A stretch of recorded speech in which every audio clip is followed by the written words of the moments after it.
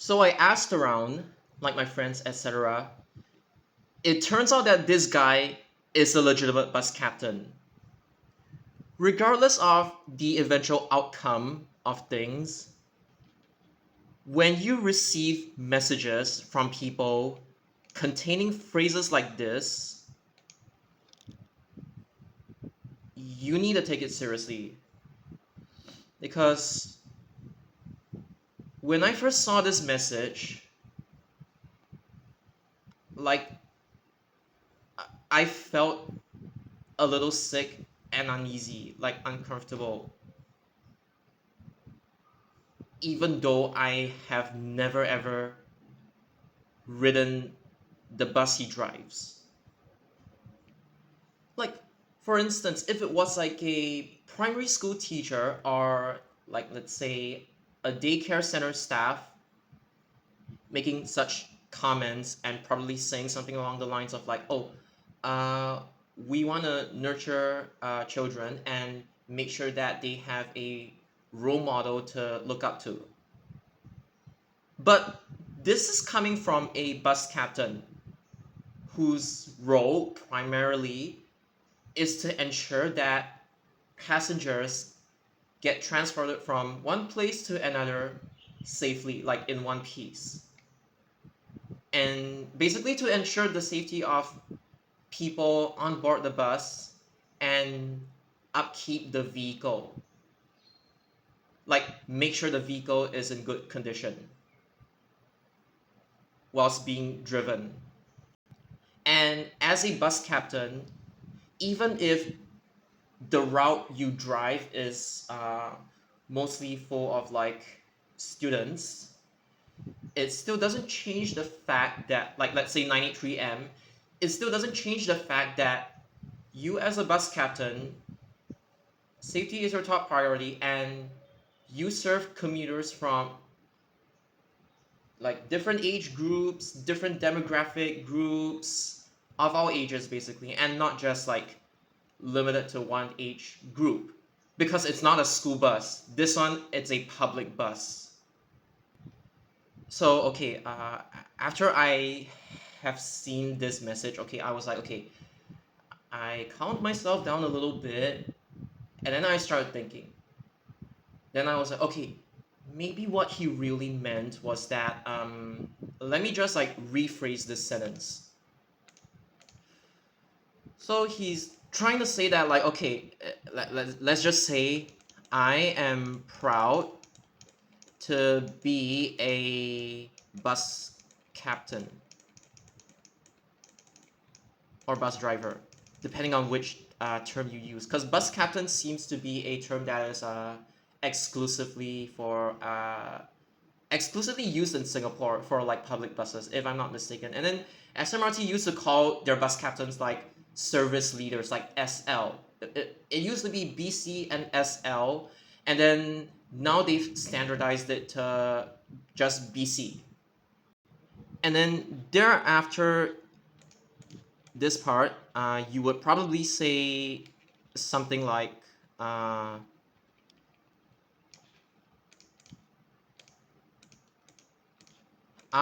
want to inspire the newer generations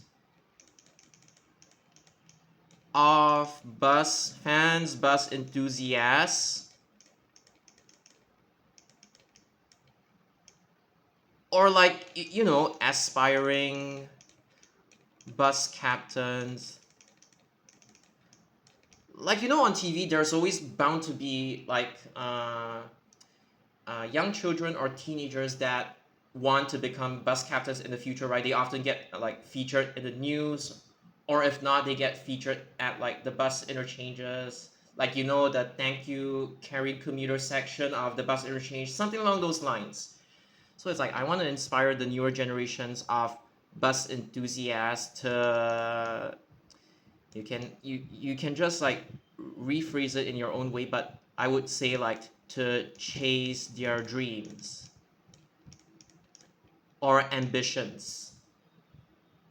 And like, you know, probably something along the lines of like being a bus captain, like driving a bus, is actually quite therapeutic. It's like the experience of it, like from a driver's point of view, and you like to interact with commuters. You like to greet them, say good morning, thank you, all these sorts of things. And you want to be able to have like the human interaction, and you want to be able to help the commuters in need, like those who need assistance boarding and alighting the bus, those in like wheelchairs. And that even though sometimes the job might get tough, but it's fulfilling and rewarding. Or maybe even something as simple and casual as like, oh, being a bus captain is cool and stuff like that. Something along those lines. Or even something like, oh, I want to be a role model for general society. And break the stereotypes that, oh, you need good grades to succeed in life. Okay, the reason why I say this is because the last time I heard, the minimum qualifications that you need to become a bus captain for local citizens is a secondary two education. Like you just need to complete it. And I think most people are able to achieve that, to finish secondary two. And also to break the stereotypes that you don't need to work in an office 9 to 5 to be successful and happy in life. It's like the whole white collar versus a blue collar thing. Like you can say anything along these lines. So throughout my responses to him, I was trying to get him to read the room a little bit by typing the way I typed. And when you look at his overall response, he didn't even attempt to respond to the things I said here. He only responded to this part, which felt really strange to me. And I really hate it when people do that, because when I respond to comments, I make sure that like I don't miss out any section, or any section that's like significant, that needs my attention. And it's like when people give me all these like half-hearted, half-assed responses that I start to feel like a little sus, basically. Like at the moment I was trying to get him to read the room, but then something just like went out of my mind. Like at that time, I forgot the fact that neurodivergent people, they tend to lack social awareness. Like not all of them, but some of them are like that. Like they are unable to read the room, or they are unable to comprehend messages that aren't direct enough. You get what I mean? So essentially, I was like trying to warn him, hey, don't do this. It's frowned upon. It's frowned upon for very obvious reasons. This is different from saying I am proud to be a bus captain and I want to inspire people. And to be even more specific, this could come off as showing off. In a bad way, of course, not in a good way. And in his like Instagram or something, he has a link to Telegram where allegedly he leaks his actual duties to people who want to catch his bus. Like the people that want to catch his bus. I do know of bus captains that have like closed groups whereby they tell them what time to catch their bus. I have nothing against that. Like that is okay, but most of the time these groups are closed for a reason. Like it's only reviewed to like trusted people. Like the people the bus captains actually trust. And when they leak it so openly, it kind of increases the risk of them being taught by the bus companies higher ups. Because typically leaking out your actual duties, I know SGWiki does have like compilations of like what are the duties for like a certain bus service. I don't know how they got that, but it's quite clear that some of them they actually looked at the time cards or they actually worked in the industry before, so that they would have some knowledge as to what duties a bus service has. But I'm pretty sure that in 99% of the time, leaking your duties openly is not allowed. Please correct me if I'm wrong. I don't know if this is like consistent for all bus operators in Singapore, like the public bus operators.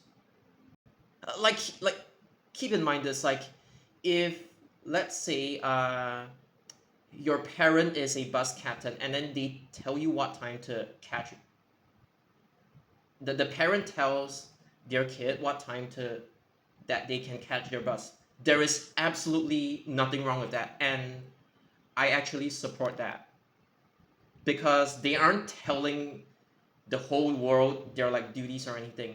It's only to the people they trust and to the people that mean a lot to them in their lives. But this is about somebody showing off and leaking it openly. That's a different story. And then the last part of his sentence just sounded really weird to me because it's like, I'm not a bus captain, so what do you. It's so ambiguous. I don't know what he's referring to. It's like, what do you mean by you are inspired by me? When I don't know you in person, I have never impacted your life in any way. So this part is like quite confusing for me.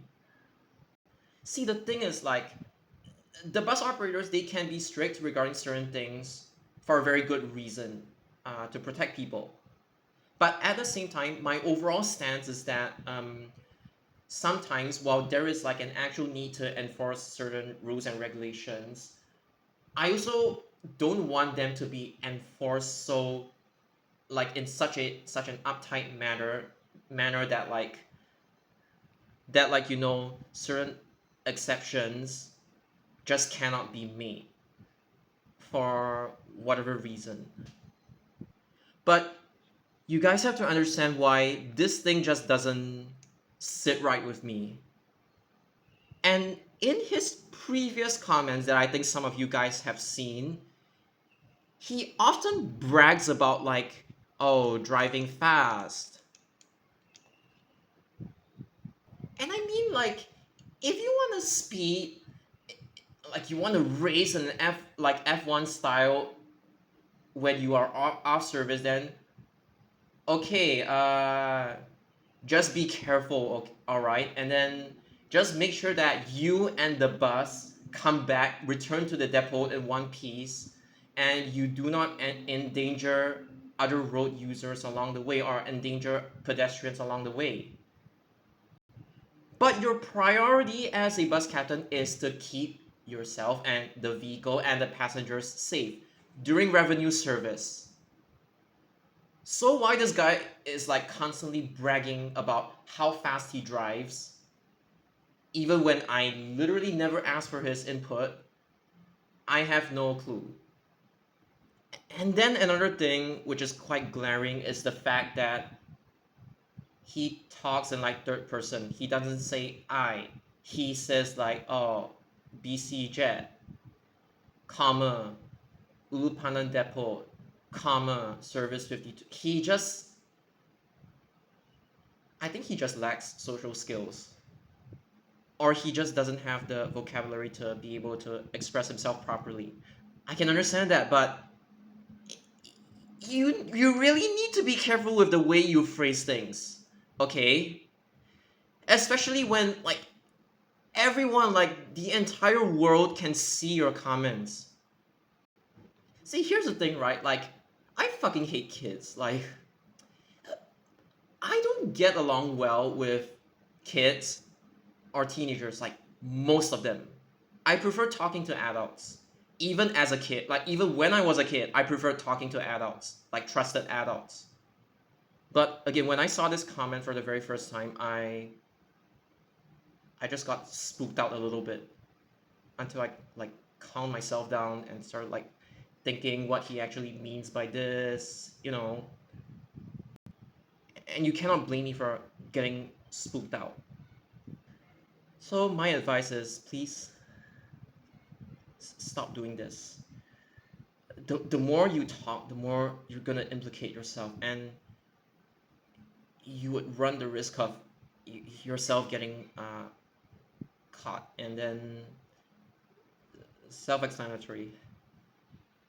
Like his other comments are something along the lines of like, "Oh, I upload a video about a bus being driven fast, but safely at the same time." And then he comes in and comments, "No, you haven't seen speed. I drive faster than him." Even though all buses in Singapore, all public buses in Singapore, unless their speed limiters are removed or broken, they are all limited to 60 kilometers per hour. So I don't even know what fast in this context means. Like, surely your trapeze isn't always blue, right? You guys need to know like the amount of crap I have to deal with every day, and the reason why I can come off as aggressive to people, like the way I phrase things. 喧嘩してること. So once again, like I have said time and again to my viewers, I believe in full transparency, and I'm going to be. I mean, I've already responded to this comment. Like, I didn't really sleep a lot last night. I was giving my best effort to like respond properly. So I'm just gonna be once again clarifying it from start all the way to the end. So let's start from here. So the main thing is that I have never really blamed the other people that were part of the group, other than the leader. I mean, for the other people, like the normal members inside the server who are part of the bus network integration thingy, I have never blamed them because, in short, I know that whatever ideas they came up with have been shaped and molded and basically influenced by the leader's style of planning. So I never blamed like the members for their terrible bus planning. So to give you guys some context, like I think it was in like around year 2024 or something. So basically their server was like trying to reach out to other Discord servers to get people to participate in the bus planning roundtable. So yeah, and then I actually joined in and listened or like gave my input for the first like few sessions, and then I just didn't attend anymore. But at the very last session that I joined, I don't remember which year it was. It could have been 2024, it could have been 2025. I really don't remember. But the thing is, I have participated in those roundtable sessions before. Wait, actually, I think it was like early 20. Now that I think of it, it should have been early 2025, like when you look at the whole timeline of events. And during the last few sessions, okay, so like the leader was inside the call, like it was a Discord voice call. But when he left, it was just me and at least two other people. Now I'm not gonna review their names for obvious reasons. Both of these people are nice people. Obviously, that's all you need to know. But I was actually saying, like, after the leader left the chat, I was telling these other few members that, hey, I've noticed that the leader is flat out delusional and he's kind of a dictator, like when he plans out this stuff.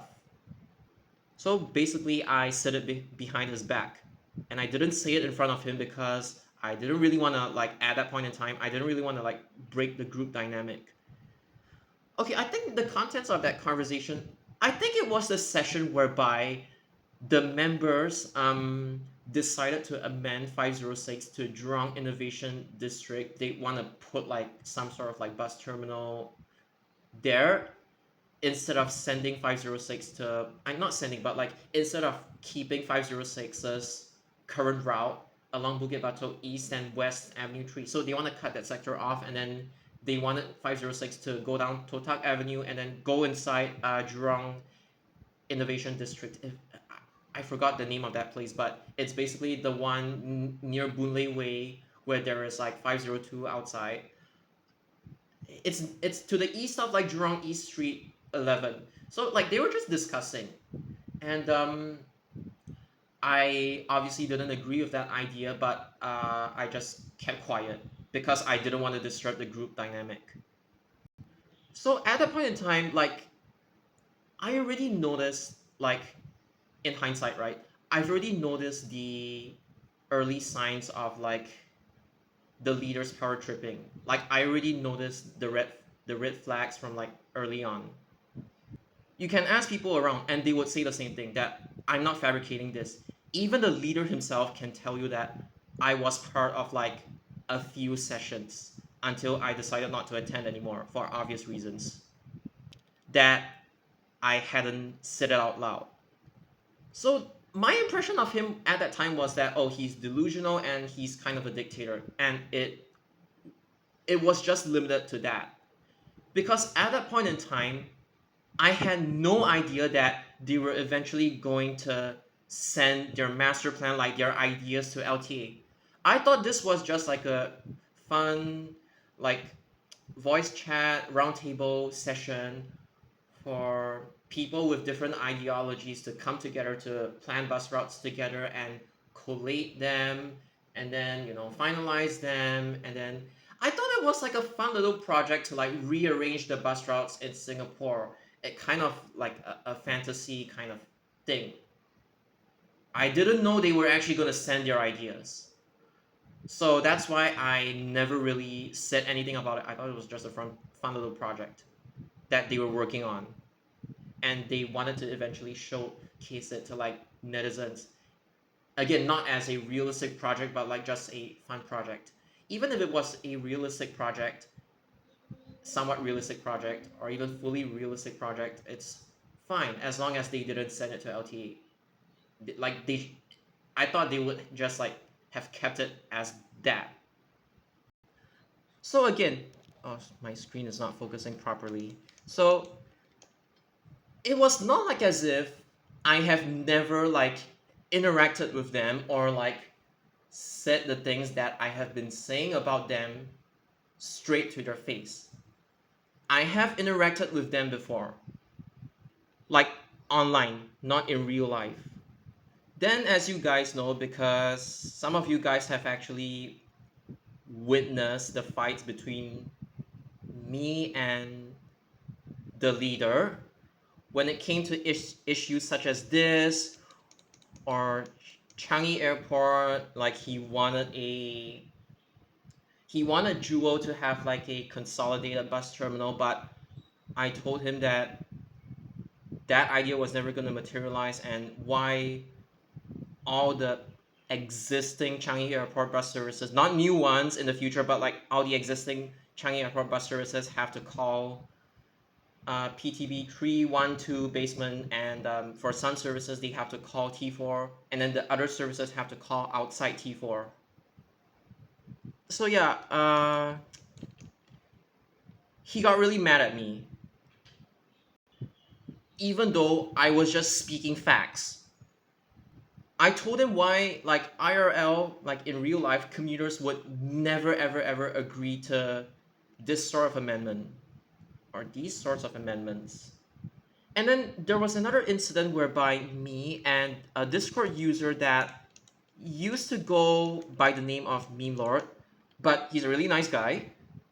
But the reason why I mentioned his name was because I my viewers need to know like exactly which discussion like I am actually referring to. So me and him, we were just really casual. It's not even a serious idea. We were just casually discussing, hey, what if 506, instead of going PIE, went to absorb the entirety of 129 between Trellis and Tampines North. And then I even said something along the lines of like, okay, 139, right? It at least connects St. Mike's to Trellis, but what if we extended like 139 to Toa Payoh Central? Basically, Lorong 2, Toa Payoh Central, Lorong 4, Lorong 6. Like, just make 139 go one round to at least compensate the lower portion of Lorong 2 a little bit. So this one was my idea. He didn't propose it. Like, this one was on me. But essentially, right, it was just a very, very fun, casual discussion in like, hey, is this actually possible? Whether it's like realistic or not is another thing, but it's just like theoretically, is this like even possible? And should we actually think more along these lines? So SCC's leader then starts barging into our conversation. Like, again, I don't mind that, but it was like he starts like barging into the conversation between me and him and tries to make the conversation about himself, his proposals, like his routes. So then he suggested something along the lines of like, I don't remember if it was like Tengah or Boon Lay. Let's just say he wanted a skip stop bus service between Boon Lay to Tampines, and he wanted 129 to withdraw because 129 he wants to like convert it into some sort of like our service, if you guys know what I mean. Like, if he just wanted to take ideas from us, it's okay, but then he started like making the conversation about himself, and he started like hard pushing, hard advocating for this idea of his. Like, and then he mentioned that like, oh, we wanted to skip stop between not we, but like him. He wanted his service to skip all stops between Temasek Poly and Tampines Interchange. Initially, he didn't even want to send this thing to Tampines North because he was like, oh, all bus services according to his own plan need to be like 100 minutes or in some cases 120 minutes, because at this point I still didn't know he wanted to send his proposals to LTA. Like, at this point I still didn't know. So he wanted it like to terminate at Tampines Interchange. But then I told him, no, they still need a connectivity to Tampines Avenue 4. Okay, so then he relented. I said that like between Tampines MRT and Tampines North, every single stop you have to call, especially Tampines Avenue 7, because that one is a major bus hub, that bus stop here, and there are many amenities along the area. But he was so stubborn, he wanted to let his own service skip that bus stop entirely, because from Boon Lay to Tampines, right, he was worried about this thing exceeding his own threshold that he set for like his own service. But keeping in mind that this wasn't like just a variant of like 129 or anything. No, it wasn't a variant.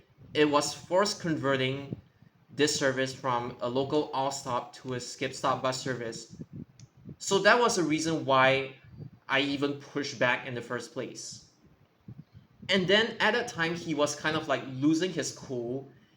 He suggested that the local sectors between like Tampines Avenue 1, Tampines Avenue 4.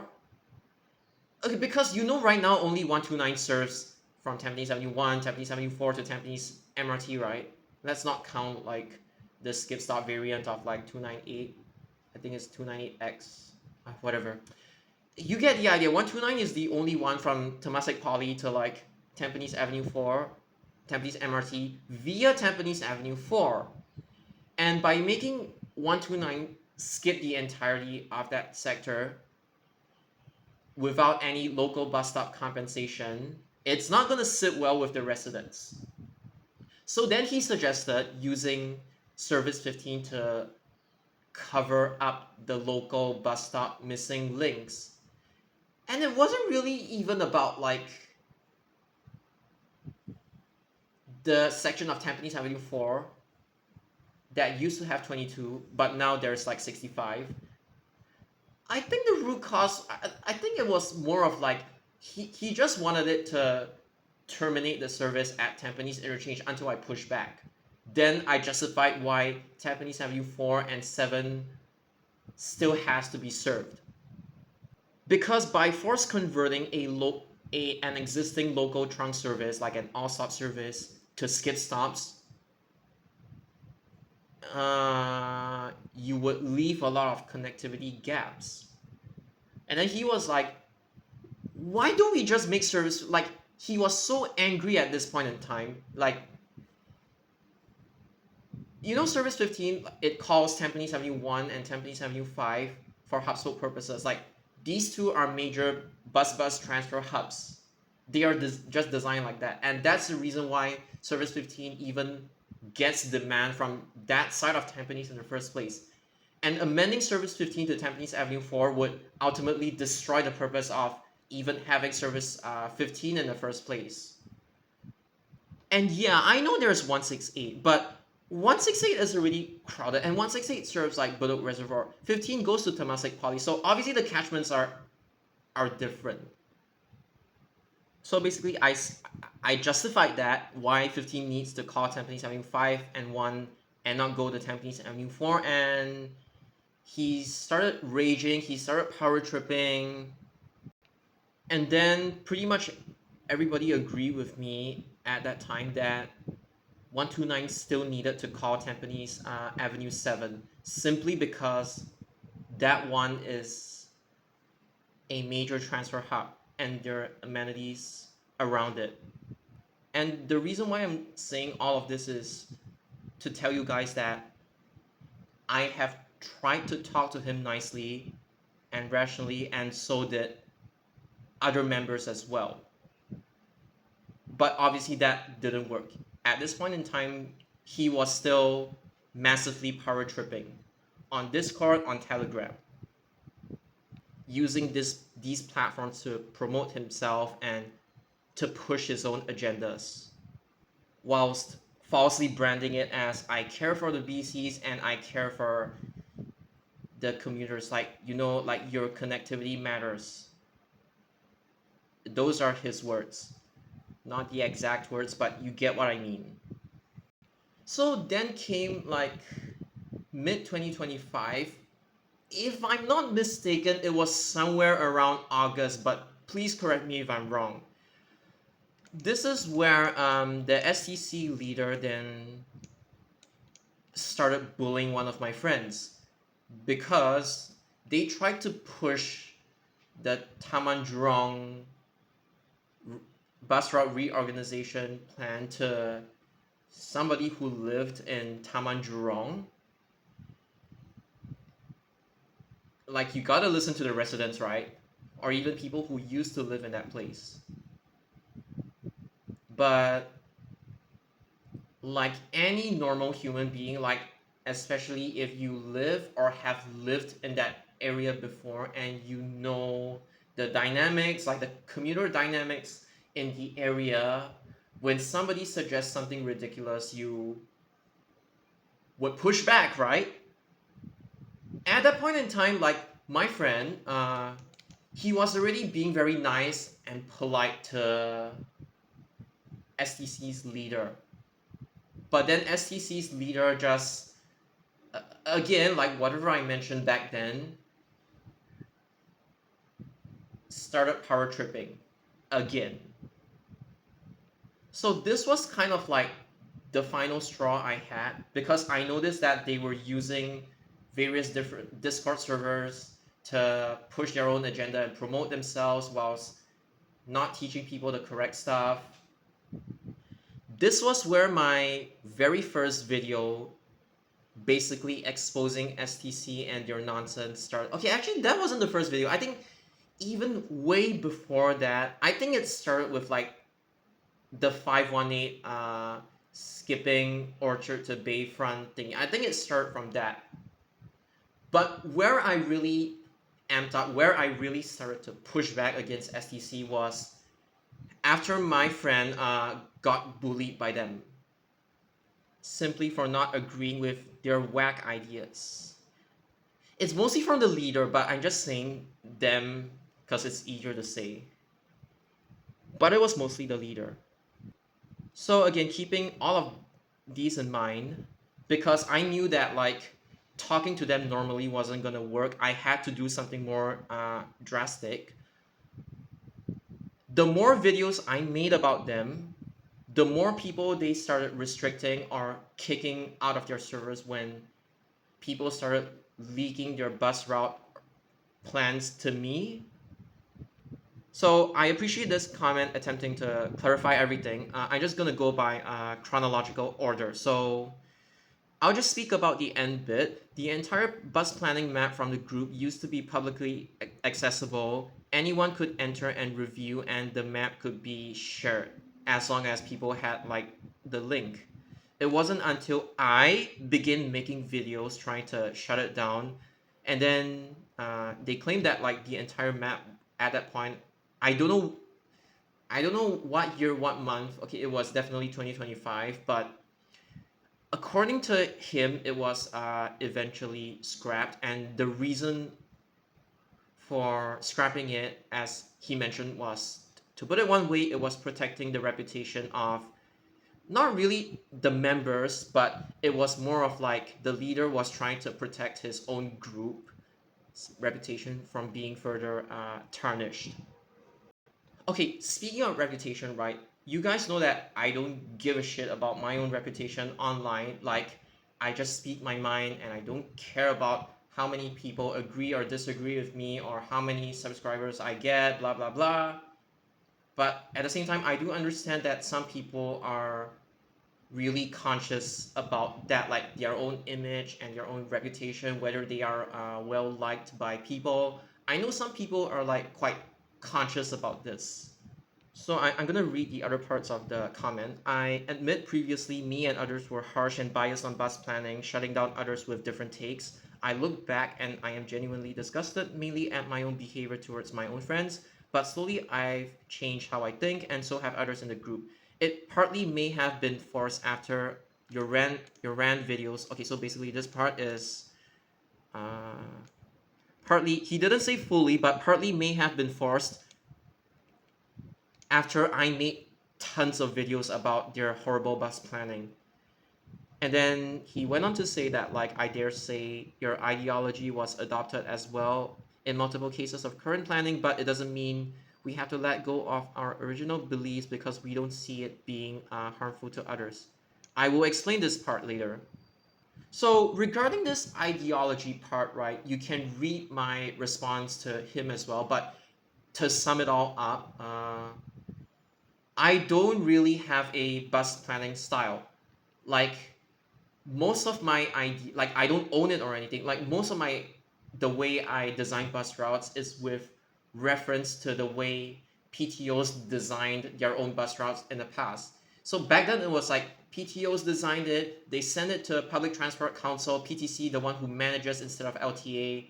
Back then, like PTC oversaw like the bus route management in the past, so they were the ones who approved or disapproved when SBS and SMRT, Trans Island SMRT, they're the same thing anyway. Who cares? But like when they propose to change a route, PTC is the one that green lights or rejects it. So a lot of my own ideas are with reference to the way to the PTC era of bus routes.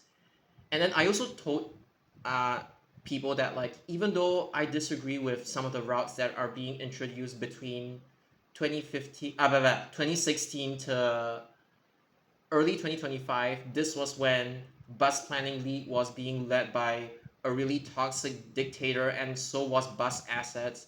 That's the reason why the anti-bendy bus sentiment was even a thing during that era in the first place. It was because the leaders inside these LTA departments were incredibly toxic. Okay, but the thing is, I also looked at the way that the routes were designed between the years 2016 and let's just say 2024, because early 2025 they have already been like ousted. I think around like April or May, like by that time. It was also the first time where I told people about like the electric bus procurement thing that has been circulating internally. I think you guys remember that era and how we all felt. Okay, but basically, even though I disagree with a lot of not a lot of routes, like I disagree with like the whole policy and planning department. It's like the way the routes were being planned, I kind of disagreed like with that way basically. But at the same time, I could understand because there was like a really tight resource crunch, cost as well because after the pandemic, blah blah blah. Yeah, so even though I disagree with the way they planned the bus routes, I could understand like they had to work with what they had, which resulted in less than ideal bus routes being created.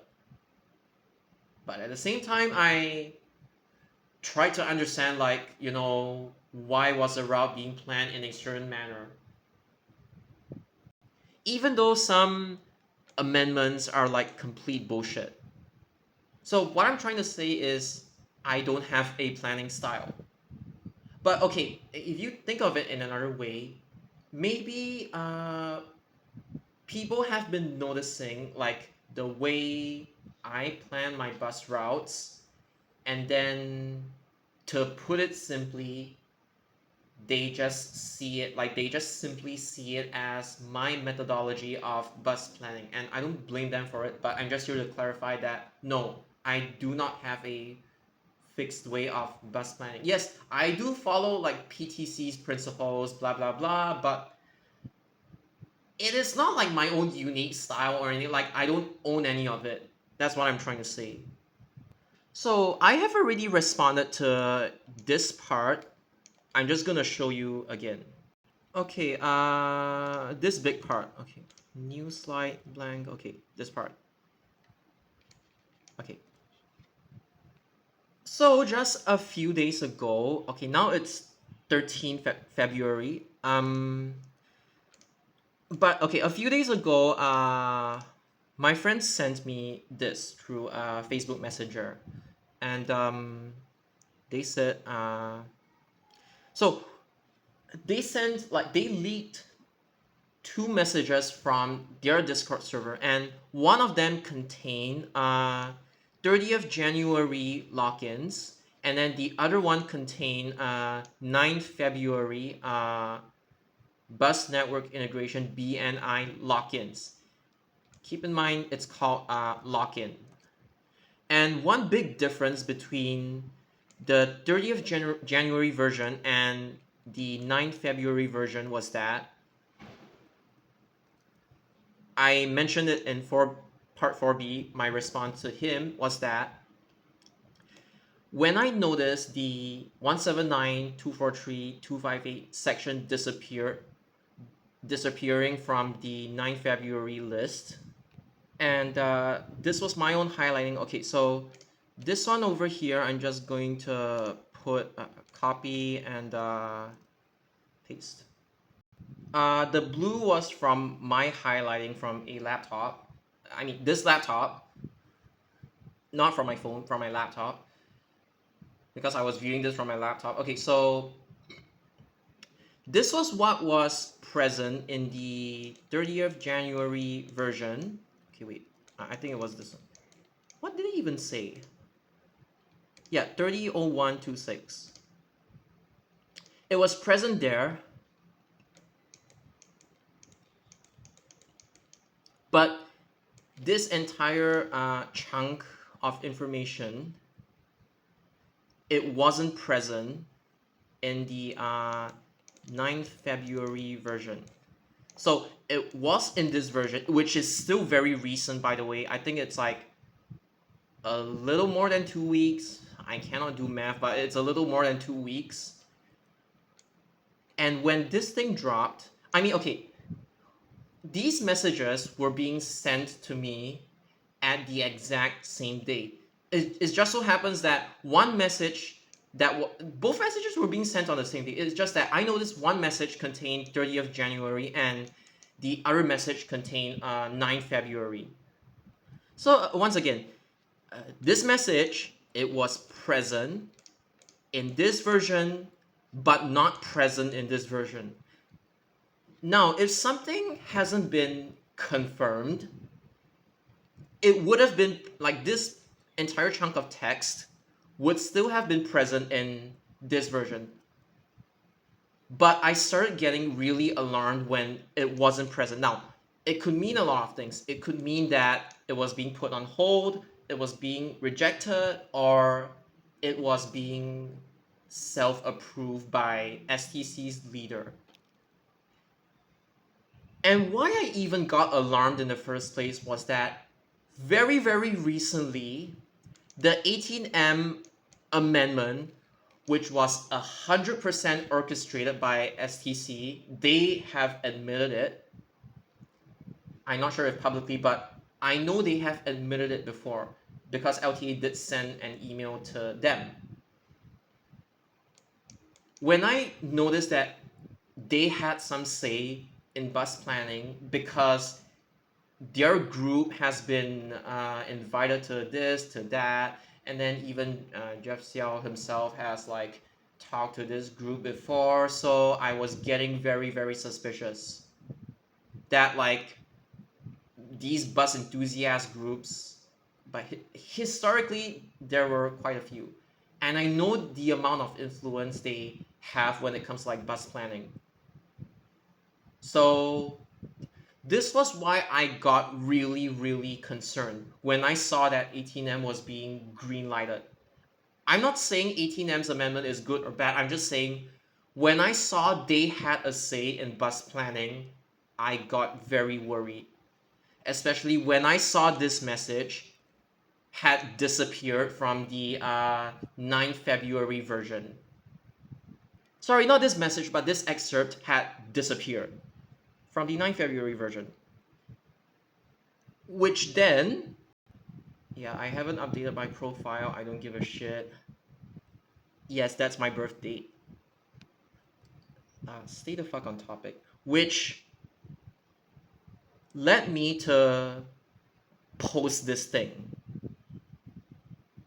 The ones on the bottom are not really that important, but just focus on this section. And then in the same post, I also talked about the so like they were, I can't remember if like the 97E674 message was present in either the no, it was present in one of them, but I cannot remember if it was the 30th January one or the 9th February one. But in this case, it doesn't really matter. So aside from this, I also talked about the fact that they were unhappy with the way the new LTA planning team was doing things. I mean, there's nothing wrong with like the amendments. It's just STC was, or maybe the leader of STC was really unhappy with the way 97 got extended to Tengah, and he decided that like he wanted to withdraw 97 and make 97E full day effectively and change the skip stop pattern of 97E and make 674 the CDS like full day as well. I talked about many things in this post, but again, this was, I mean, this is my post, right? This was what I exactly told people. Like, these were all my exact words, unaltered. But because my own friends have sent me screenshots of STC's leader and his behavior outside of his own Discord server, which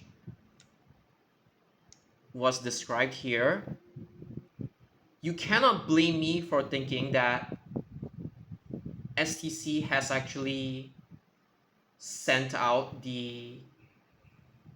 no. Wait. You cannot blame me for thinking that STC might have actually sent out the 179 taking over 243's deleted sector and 243 getting withdraw. This proposal, like, I had my reasons to suspect that they sent this to LTA. Obviously, they are not going to say if they sent it to LTA or not, but I had every reason to suspect them based on observations from the leader's behavior inside or outside his server. Okay, this later turned out false. Okay, the day in which I posted this was 11th February 2026. I'm going to be quoting exactly what I've said. Please share and spread the word. I know I've talked about this before, but essentially, this before meaning that I have shared this excerpt before, but essentially, a group of bus enthusiasts are trying to email LTA to get bus services 243G and 243W completely withdrawn. And don't take this thing out of context. I said it in the future tense. I have always intended, when I posted this, to say this in the future tense. I know it turned out false, but I had every reason to suspect them based on the way STC's leader was behaving. Because the meaning of this post would be completely different if let's say I had actual evidence of them sending the email into LTA. Obviously, that's like confidential and blah, blah, blah, PDP and all that sort of things. Look, this sentence would have been different if I chose to say a group of bus enthusiasts have sent email or sent an email, have sent emails to LTA. I did not say the parts in blue. If I had said the parts in blue, they had every reason to push back against what I said. When I made this statement, I did not know whether they had actually sent in the 243 withdrawal proposal and asking 179 to take over its sectors. Like, I didn't know if they had sent it in or not, or if they are going to send it in. I made this post because to warn people in case they actually did something like this. I don't know what goes on behind the scenes because STC is now a closed server. Ever since I made videos about them, they started shutting themselves off to the outside world. Let me read this part highlighted in blue. Even despite numerous reminders from actual bus enthusiasts in the NTU internal shuttle bus telegram group, I don't know what's the actual name for it, but such a group actually exists, and I assumed that like majority of the bus enthusiasts inside that group, they stay at Jurong West or near Jurong West. So even despite numerous reminders, they, meaning STC's leader in this case, still went ahead meaning they haven't like actually sent LTA.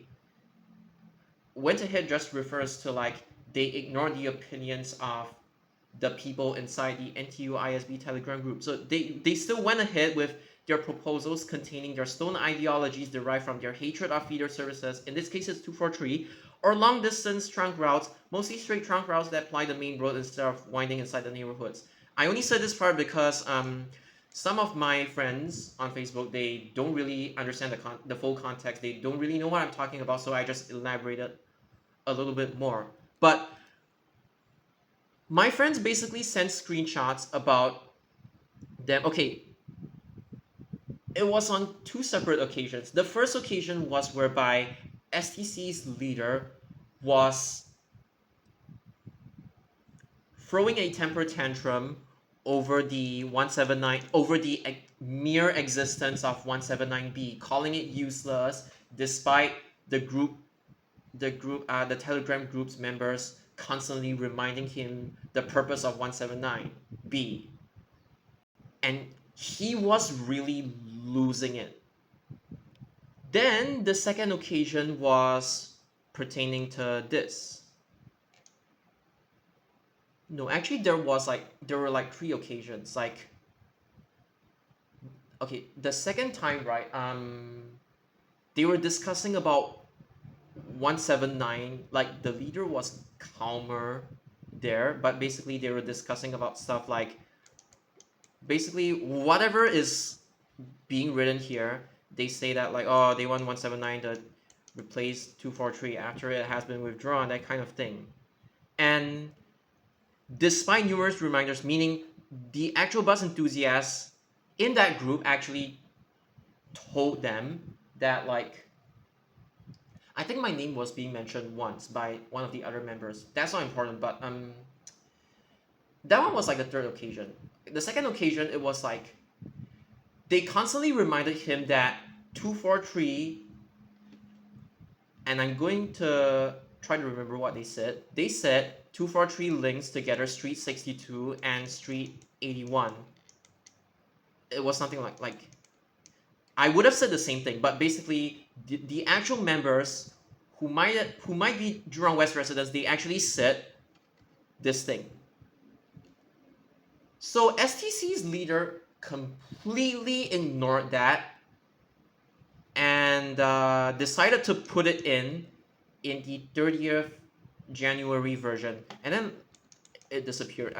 You get the idea, but they put it inside here, which means that they completely ignored the opinions of actual Jurong West residents or actual bus enthusiasts that live near that area.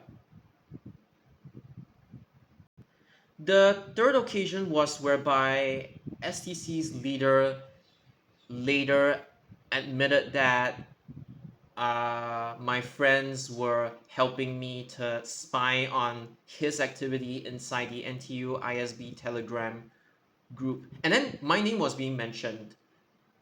Like, they just said like, oh, one of the people inside the group has seen my videos and that's the reason why my name was mentioned. And then they mentioned like what I said, they mentioned my proposals and stuff like that. It was just like that. So the third occurrence wasn't really anything of significance. But the fact that he completely disregarded the opinions of actual bus enthusiasts or people who at least have some sort of like grasp of that area. Obviously, SEC's leader doesn't live at Jurong West. This was the reason why I even made this post on 11th February. Because it, like, when it was no longer in the 9th February list, it was suspicious. And at this point in time, until they actually came out and clarified, no, they didn't send an email. But here's the thing, it's still not stopping that from sending emails in future. It's just that they have clarified that at the point in time, at the time whereby they commented, STC has never sent in any 243G and 243W withdrawal proposals. Basically what's written here. Like, basically until they clarified. But until the point where they clarified, right, this is why I had my own suspicions. And I think anybody who is in my shoes, like when it all happened, would have felt the same way as well. Like, every piece of evidence, his activity in the NTU ISB Telegram groups was just pointing to the fact that he might have actually sent the proposal in. And then the bottom part of this post, it's basically talking about 97, 97E, 674, and then just a detailed list of STC's past terrible route suggestions. And telling my friends, telling Singaporeans to be prepared for the worst, especially when these groups of bus influencers have a say in bus planning indirectly. I know I took a lot of time to explain that section, but I really need people to understand the full story and why I had my own suspicions of their activity, like whether they actually sent emails to LTA or not. I'm gonna continue reading. And reality is just because someone sends their route ideas to LTA doesn't mean it's automatically getting accepted, even if the someone has a high influence with like within LTA. They have their own planners who, in the end, are the ones deciding whether amendments or new routes are passable. It's not an obstacle against sending over our ideas, like STC's ideas, because many other people do so too, and it's not necessarily implemented. Just because 18M was passed doesn't mean everything else will. And also, there isn't even an email to LTA calling for 243's withdrawal. I just know your ideologies and the group's ideologies won't ever be the same, but neither side can force the other to accept their view fully. There will always be clashes, and that's fine. Not everything has to be about feeder integration or rapid or whatever. Things change when others have a different opinion. I understand you feel the need to represent Singaporeans and other enthusiasts in general to fight against this quote unquote toxic planning, but if you're doing it, please help us as an SEC too. Don't blame individuals for such a large scale issue. You made one of the team members completely quit the transport community mainly because of the last straw. He was wrongly accused by you for spreading SEC propaganda, getting called out not even being part despite not even being part of the bus planning sector of the group. And many of your videos targeted at bad STC bus planning were not even a collective STC work. Those were as in the commenter's own works, which I didn't know. Like his own proposals, his own flawed thinking, not the flawed thinking of an entire group. And I already clarified that most of the decisions were influenced by the leader, and the group in itself, they have their own ideas, but the leader obviously has some sort of like influence in whatever bus routes get approved in their group. Please, I beg you, blame the right stakeholder when it comes to this. So when it comes to the right stakeholder, in my own responses to him, I repeatedly called out the leader. I do not want to he doesn't want to be the reason the entire group collapses because of my own planning affected because my own bad planning affected the entire group's reputation. I genuinely don't mind anymore if you review the bus planning works and make videos of it, but please, I really hope the calling out of the group being extremists or targeting specific people just stop. And in my defense, I have never really targeted specific people other than the leader. The only time where I mentioned another member, even though I didn't really say anything bad about them, it's with okay, this one made one of the team members completely quit the transport community. Okay, so the thing is, other than the leader, I have never specifically targeted anyone. Again, please correct me if I'm wrong, but I don't remember myself specifically targeting any particular individual for their bad bus planning. Is getting more and more personal to many people and badly affecting them. The group is trying to improve, according to him, to listen more, but it's hard right now with everyone getting bad reputations just because they are part of the group, STC. I hope you don't hide my comment or delete it either. Please keep it here. These are my genuine thoughts and feelings. I was advised to pour it out to you yourself rather than continue hiding it. Now, in response to this thing, I have responded to him, but basically, this all started when one of their now ex members, uh, they went on CNA radio to talk about their infographic they designed for the Circle Line train disruption. So it's like an alternative travel map with some bus routes. And I have never personally insulted the guy or anything. I was just like reviewing what he had said on the radio. like he is the interviewee, like what the interviewee has said to them.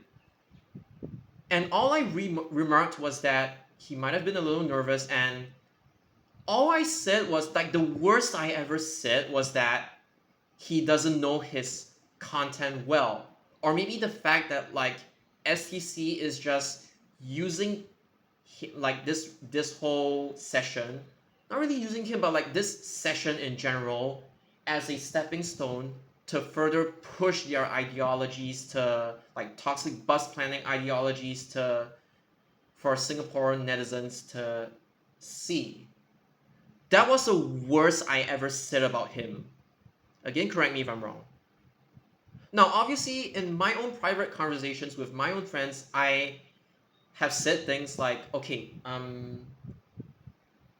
wait, what did I say? Okay, I said something along the lines of like, if that guy isn't confident about uh, appearing on the radio, or like isn't really confident that they know their content very well, I would rather they. And I think I said the same thing to him as well. I would rather they turn down the offer and send somebody else instead, somebody who knows their content better. And this is not like a personal attack against anyone. I'm just saying, if you don't understand your content, it's fine. Let somebody who is more capable take charge of the project in general. But then again, I do understand that he's the one who designed the infographic, and he might not necessarily be a bus enthusiast. And even if he was, he might not know the bus routes as well as other bus enthusiasts do. I don't expect everybody to know the bus routes just like I do. Even I still cannot memorize certain bus routes in Singapore, even though I know like more than 95% of them. Be it past or okay, the past ones I still have a lot of work, but I'm just saying, I don't expect everybody to be on the same level as me. Although I'm just saying, I would have preferred somebody else who is more capable, to who knows your content better, who knows the alternative bus routes better, to be part of the radio interview, so that at the very least the group would have some form of like credibility, rather than is just this guy reading from his infographic, like reading from the script. Because I have always been like against people who, you know, who cannot survive without a script. And the most I ever said to my friends in private, okay, I think the worst of the worst of the worst was saying something along the lines of like, oh, this guy whom you know who he is, you know the infographic, you know that he has appeared on CNA 938 or something, CNA radio before. The worst I ever said about him was that he was one of STC's leader's most loyal supporters. But I don't know about his ability. I mean, I have interacted with him before, but I don't know how well he actually knows the bus routes or the train routes in Singapore. All I do know that I mean, as seen from the infographic, that he is capable of designing infographics. Him having to like regurgitate from the script, that's another thing. But the matter of fact is that he has the ability to design effective infographics. It's just that he might need to brush up a little bit on his like bus route knowledge. But the worst things I have ever said about him to other people, I didn't say it in front of his face. But I am, because I believe in 100% transparency, I will say it out to you guys right now. So if he happens to be watching this video, I hope he can understand where I am coming from. I have technically made personal attacks behind his back before, but said personal attacks were limited to, oh, this guy doesn't know his content well, or he's like damn fucking loyal to the leader of STC, blah blah blah, and it's just that. So yeah, just to clear it up. But at the same time, I do understand that I am the perpetrator and I am the one who caused him to quit the public transport industry as a whole. Technically, I don't even have a right to say anything about this. I can clarify what happened or the things that I have said about him, be it in public or in private, but really, I shouldn't even be speaking about this issue since I was the one who caused him to quit. Let's put it that way. I'm 100% responsible for it. Again, I understand that I assume he's a teenager and he might not have like the best phrasing or he might not put on like I'm not perfect as well, but he might not put on like the best behavior. He might not be able to phrase himself properly. He could come off as aggressive, just like the same way as I could come off as aggressive to some people as well. So yes, that part I understand, and I have never ever blamed him for it because everybody was a teenager at some point, and we get hot headed. That's just a fact, and we just take time to grow.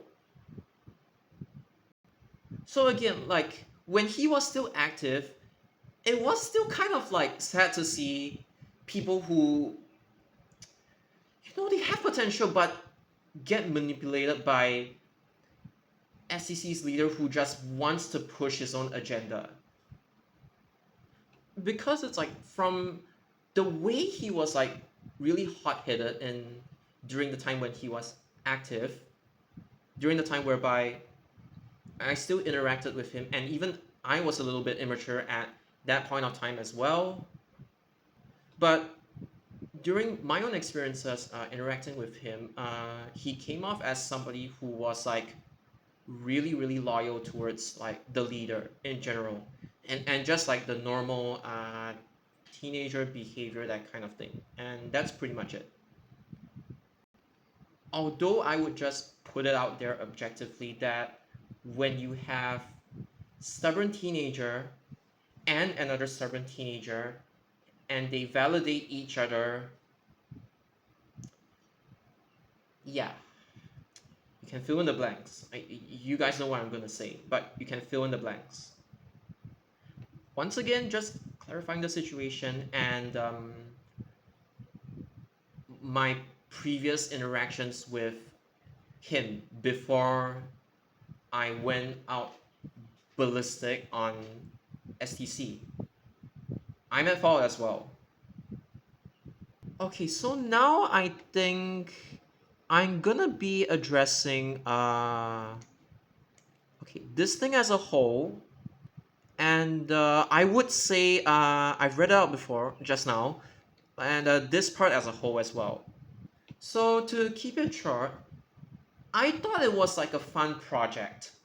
They just wanted to see to push the limits on how far they can rearrange the bus routes with some degree of realism in Singapore. I never knew that they would actually send your ideas to LTA or MOT or whoever.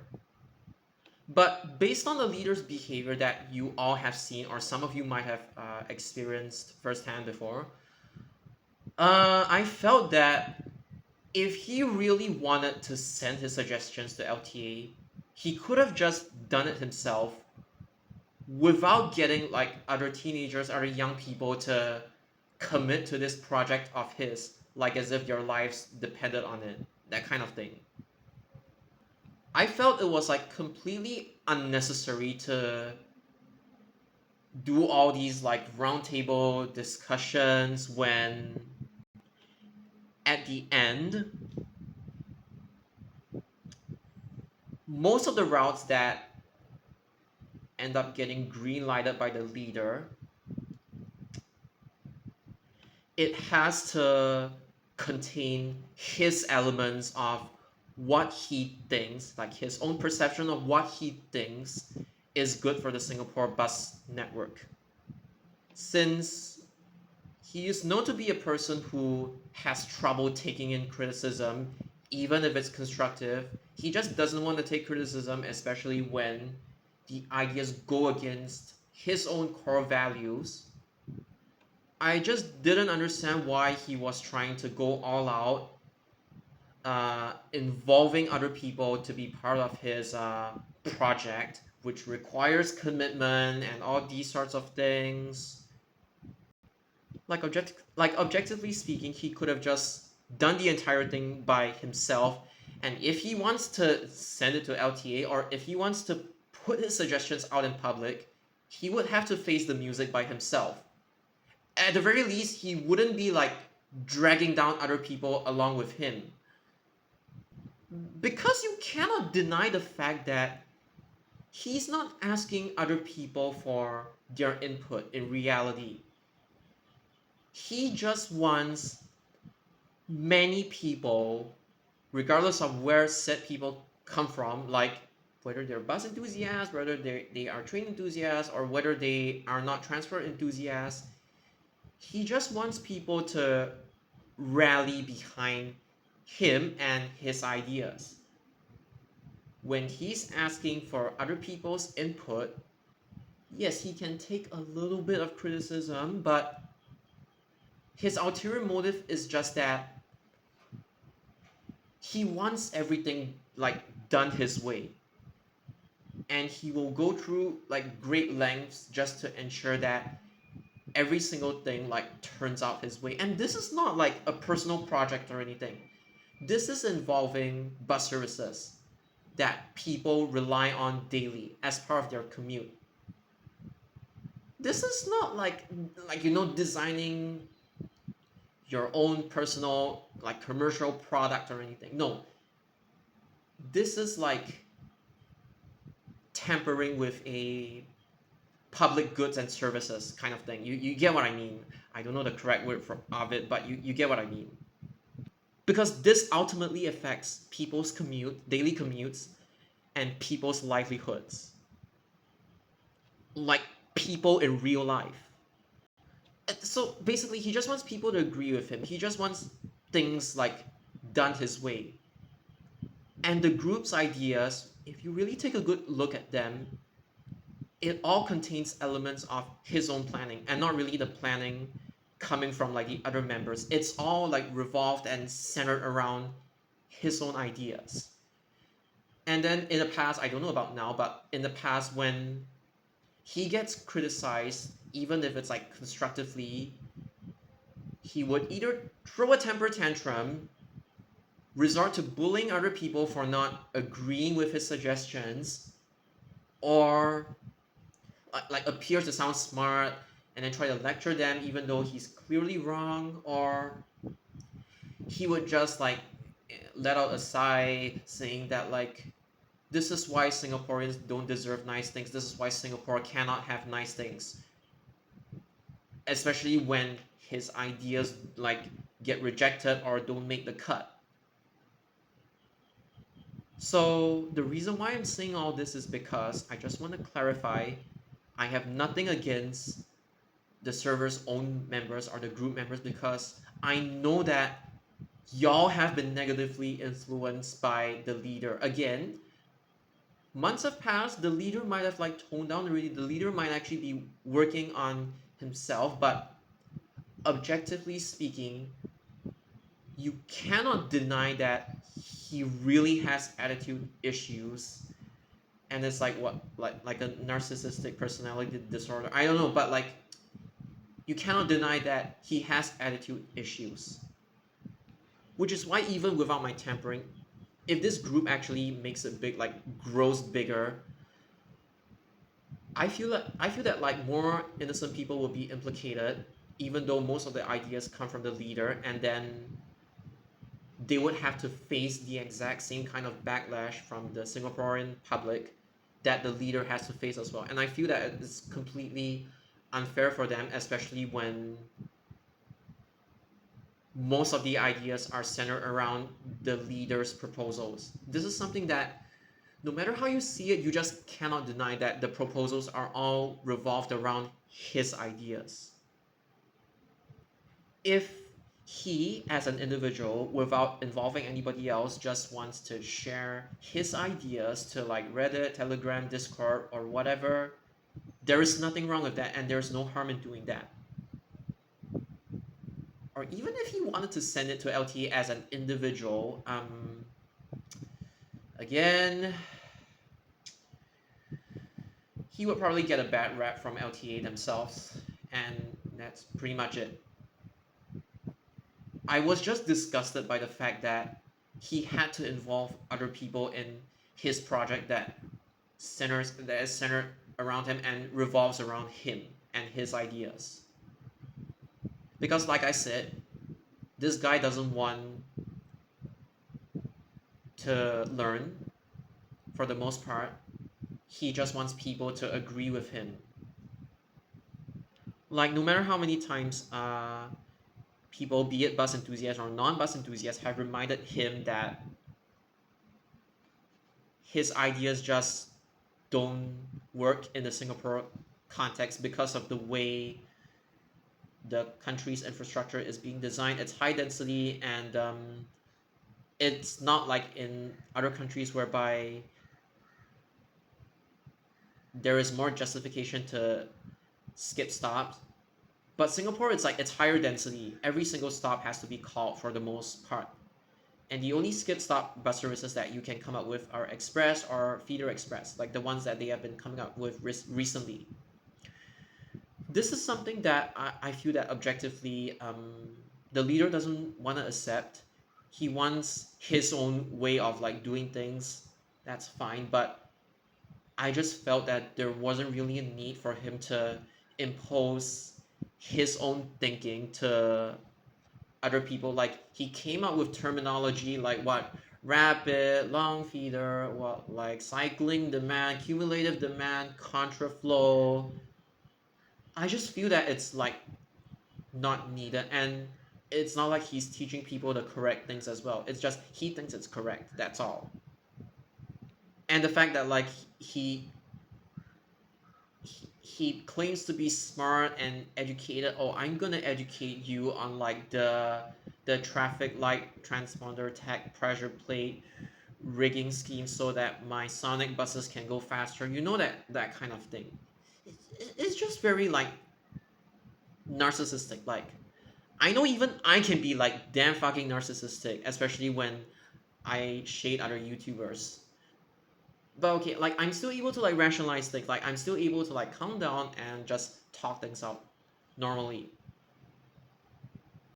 And because of my previous experiences with like bus influencers as a whole, yeah, I had to resort to drastic measures to ensure that these groups do not grow too big and start like dominating for the wrong reasons. It's not because I want to grow big and I don't want them to grow big. Again, I don't care about like people's perception of me.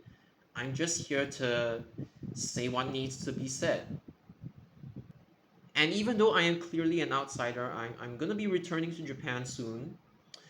It's just that some of my friends still live in Singapore, and I just don't want them to be, or other Singaporeans to be, whatever like opinion I have of this country is one thing, but I just don't want the ordinary citizens to be affected as a result of these bus influencer groups, if you would say, like how people put it, bus influencers and bus influencer groups.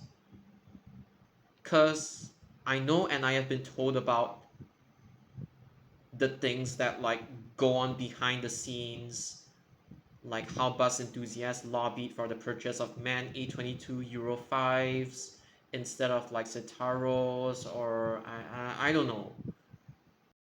Although I've been told that SMRT's 50 Citaros were like a courtesy purchase, even though they weren't really that fond of Citaros in the first place, because they had good relations with Mercedes Benz, like between Tips, SMRT, and like Mercedes Benz.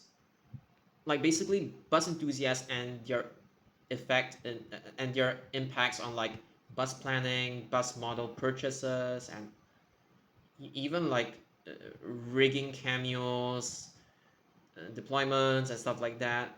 I know the things that go on behind the scenes, and I just wasn't going to allow this to happen to the people living in Singapore right now, especially when it involves things like 97, 243, or like 59. I don't know, but you get the idea. Like, I know I come off as aggressive, but like when I try to talk nicely to people, they take advantage of me, or they step out of line, and then I have to like take on more drastic measures to put them in place, that kind of thing. But okay, like I did manage to get them to tone down. Like some of their ideas, right? Like this one is okay. This one I thought it was like a replacement for 107 slash M. Turns out no. If you look at the archives, it's actually this one eventually became this. They just changed like the stopping pattern. This is more of express, and this is more of like, you know, like this, like this, like this, like this, like this, and then this one was more of like this, and then one large express sector, and then like this. So they changed the stopping pattern of it, and I have nothing against these because I'm pretty sure that since this one is going to Pongo Coast, right? I'm pretty sure that the normal 70 slash M was left untouched.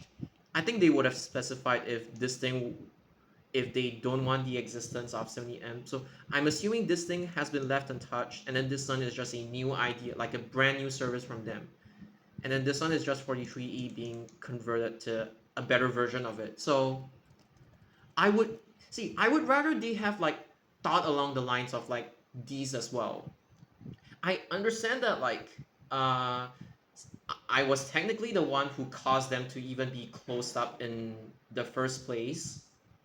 But if they were a little bit more transparent with like the amount of like feeder integrations, or the amount of like local bus being forcefully converted into skip stop bus services, like if they were like a little bit honest with the number of services that they are trying to implement it on, we wouldn't even have to like reach this stage. Lucky Plaza has good food. You see, like if I didn't like push back hard on them, some of their delusional rapid bus conversions would still be a thing and eventually be sent to LTA. So objectively, maybe my videos were actually needed, and some people actually learn some stuff from it, like the reason why routes are planned in a certain manner.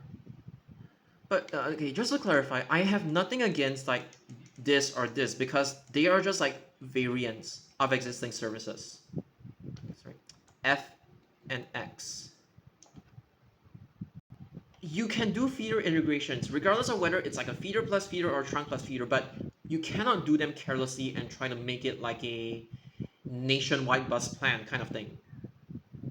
And then many other Singaporeans, they would tell you the same thing that I've been telling you, even though they might phrase it differently. It's the fact that like if you want to toy around with like already failing services, you want to make them like skip stops. I'm like, okay, go ahead. We can try that. So you call all local stops up till like either Thompson Road or like MacRitchie Reservoir, and then you want to skip some stops, and then you want to send 132 to like a different area. Okay, go ahead. Since 132 is already failing anyway, no harm trying it, right? And when you suggest things like this, even though like I could close one eye, right? At most, I would say you want to suggest things like this. Just be prepared to face the angry netizens that disapprove of your idea because they rely on the current service 25. Like if they live along Ang Mo Kio Avenue 3, for example, the part of Ang Mo Kio Avenue 3 that doesn't have like service 55. The thing is, right, I don't blame them for even thinking along the lines of this, like a trunk service being force converted into a skip stop bus service because they are gonna say that, oh, there's duplication with 55 and 854, which is correct in this case. So again, not that I agree with this, but I don't blame them if they think along these lines. But obviously, you would know why this in reality can never ever be a thing. Like it can never ever and should not ever materialize. That's all I have to say, really.